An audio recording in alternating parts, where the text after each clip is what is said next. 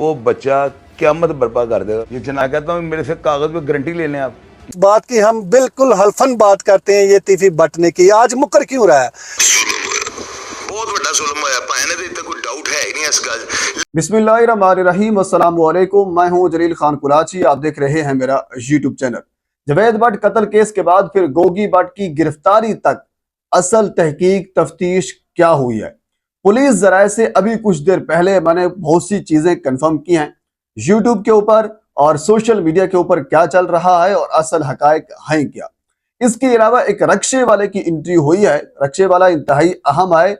उन्होंने रक्षा गाड़ी के सामने खड़ा किया और उसके बाद फिर शूटर ने शूट किया।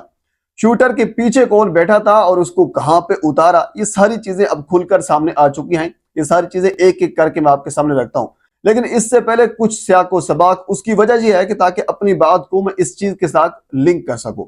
आपको याद होगा पुलिस की जानिब से 4 टीमें तश्कील दी गई थी कि जवेद भट्ट साहब की कत्ल के हवाले से जो तफ्तीश करेंगी, तहकीक करेंगी। उनमें से एक इन्वेस्टिगेशन की टीम थी जिसको डॉक्टर अयाज साहब हेड कर रहे थे। दूसरी ऑपरेशन की टीम थी जिसको इखलाकुल्लाह तारड़ साहब हेड कर रहे थे। तीसरी CIA की टीम थी जिसको फैसल शरीफ साहब ने हेड करना था, लेकिन वो छुट्टियों के ऊपर थे तो उसकी जगह के ऊपर आफ्ताब अवान साहब आए थे। तो अभी आफ्ताब अवान साहब जो हैं वो इस चीज को हेड कर रहे हैं। तो आफ्ताब अवान साहब का किरदार इसमें बड़ा अहम हो सकता है क्योंकि वो ऑर्गेनाइज्ड क्राइम जो उसको वो हेड कर रहे हैं। और चौथी जो टीम थी वो मुख्तलिफ इदारों के ऊपर मुश्तमिल थी जिसमें इंटेलिजेंस IB भी थी और इसके अलावा बाकी और भी इस किस्म के इदारे थे। और वो इदारे उन्होंने जियो फेंसिंग का प्रोसेस भी मुकम्मल किया था और उसके बाद फिर मुख्तलिफ कैमरों की फुटेज भी उन्हीं इदारों ने, यानी जो चौथी टीम है, ये उन्होंने सारा काम किया है। जियो फेंसिंग का प्रोसेस जहां तक मेरे ज़राए ने कंफर्म किया है कि वो प्रोसेस बिल्कुल मुकम्मल हो चुका है। और उस जियो फेंसिंग के प्रोसेस के बाद फिर जो कैमरों वाला एक सिस्टम था उसको भी मुकम्मल किया गया।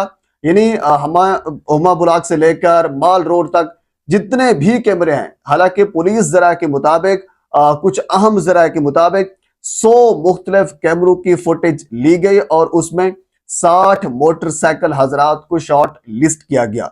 अभी तक आपने देखा होगा जो फुटेज चल रही है शूटर के हवाले से, एक शूटर है जिसकी सफेद दाढ़ी और सफेद मूछें हैं, इसने शूट किया है। अब इस हवाले से बहुत सी चीजें हमारे सामने आ चुकी हैं क्योंकि ये हालांकि जो FIR कटवाई गई थी उसमें 2:05 का उस खातून ने, जवेद भट्ट साहब की अहलिया ने जिक्र किया है। और उसके बाद फिर जो शूटर की फुटेज सामने आती है, जो मशहूर होटल है उसके सामने जब से जहां से वो गुजरते हैं वहां की ये फुटेज है। तो तकरीबन जो टाइम वो बताया जा रहा है 2:14 का टाइम है।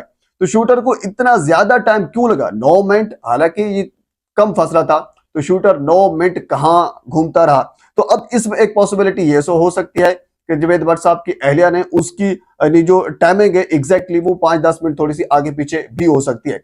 मतलब शूटर के हवाले से और कैमरों की फुटेज के हवाले से जो चौथी टीम है इन्होंने सब कुछ किया है। यानी 100 कैमरों की फुटेज ली, उसके बाद फिर 60 मोटरसाइकिल को शॉर्ट लिस्ट किया, उसके बाद फिर 24 को फ्री हैंड दिया, उसके बाद फिर बाकी 2 मोटरसाइकिल जो है उन्होंने वो मजीद शॉर्ट लिस्ट किए हैं। उन 2 मोटरसाइकिलों के ऊपर भी 4 लोग सवार थे, यानी 2-2 लोग सवार थे। फिर एक चीज आपको याद रखिए, जो उस अहलिया ने बयान दिया था वो बयान इसमें इस बार जो है वो सच साबित हो रहा है कि वो 2-2 लोग मोटरसाइकिलों के ऊपर सवार थे।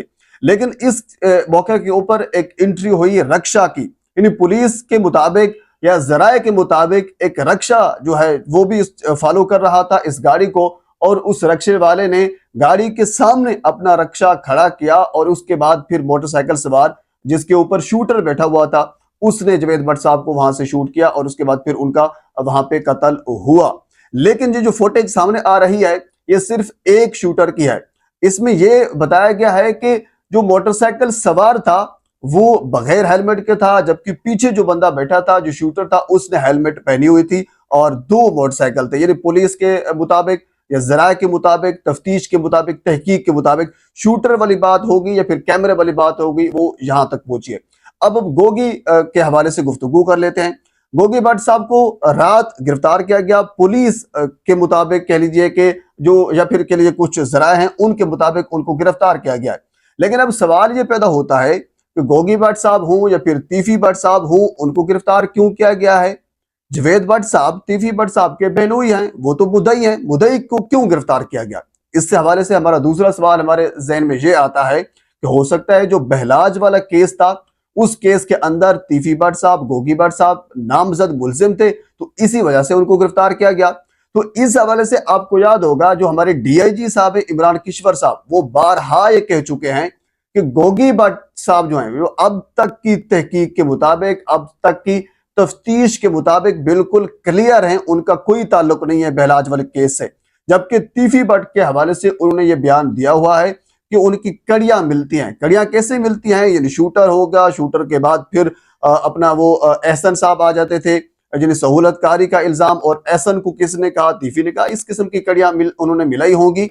तो अब जो शूटर है वो भी चला गया, एहसन का इनकाउंटर हो गया, तो इसमें तीफी बिल्कुल यानी क्लियर हो सकते हैं। लेकिन उनको इमरान किश्वर साहब ने यह कहा था गोगी भट्ट साहब के हवाले से कि जब तक वो पेश नहीं होते तब तक हम उनको क्लियर नहीं कर सकते। लेकिन तफ्तीश के मुताबिक अब तक गोगी भट्ट साहब जो है वो क्लियर है।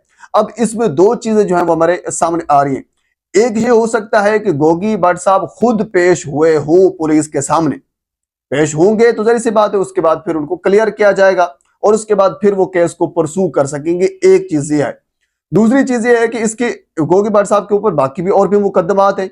इवन के रिसेंटली एक मुकदमा भी दर्ज हुआ जो शकील भट्ट साहब ने किया था, जिसमें एहसन शाह और एहसन शाह की वाइफ अरीशा ने उनकी एक ऑडियो लीक हुई थी। तो ऑडियो लीक होने के बाद फिर शकील भट्ट साहब ने तीफी भट्ट साहब के ऊपर और गोगी भट्ट साहब के ऊपर और एहसन शाह की वाइफ अरीशा के ऊपर भी एक मुकदमा दर्ज किया था, यानी रिसेंटली जो मुकदमा दर्ज हुआ है।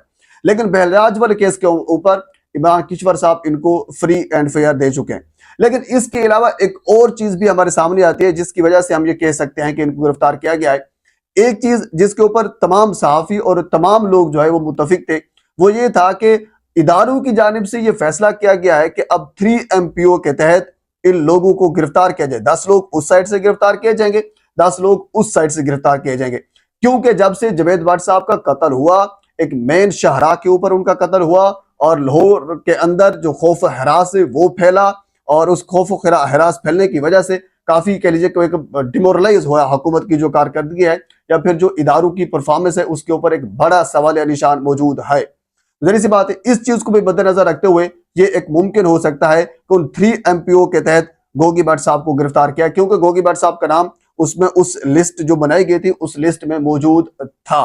लेकिन इसके अलावा हम थोड़ा सा आगे आ जाते हैं। अगली चीज जो सोशल मीडिया के ऊपर डिस्कस की जा रही है वो ये की जा रही है कि ये जो शूटर पकड़ा गया है, पकड़ने के बाद माफ कीजिए, जो शूटर की आप फुटेज देख रहे हैं ये शूटर पकड़ा नहीं गया, ये बेसिकली सोशल मीडिया के ऊपर या फिर मीडिया के ऊपर डिस्कस किया जा रहा है। मैं ये समझता हूं, मेरे जरा ये कहते हैं कि शूटर पकड़ा भी गया है और इसने बहुत कुछ बयान भी दिया है। पुलिस इसको अभी तक सामने नहीं ला रही क्योंकि अभी तक मामला जो है वो काफी संजीदा है।